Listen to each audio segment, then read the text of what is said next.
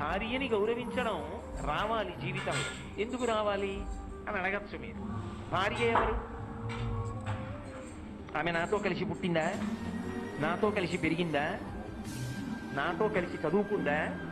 ఎక్కడో పుట్టి ఏ ఊళ్ళోనో, నేను ఓ జిల్లా వాడిని అయితే ఆమె ఇంకో జిల్లాకి చెందిన పిల్ల.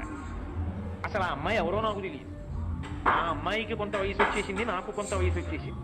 ఆ అమ్మాయికి ఏదో ఒక పదార్థం తినడం ఇష్టం, నాకేదో ఒక పదార్థం తినడం ఇష్టం.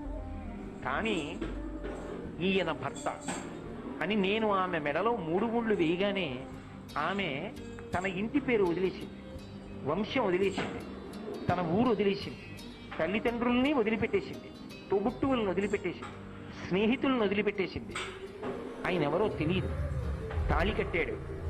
ఆయనతోటిదే జీవితమని చిటికిన వేలు పట్టుకుని ఊరు కాని ఊరు వచ్చింది.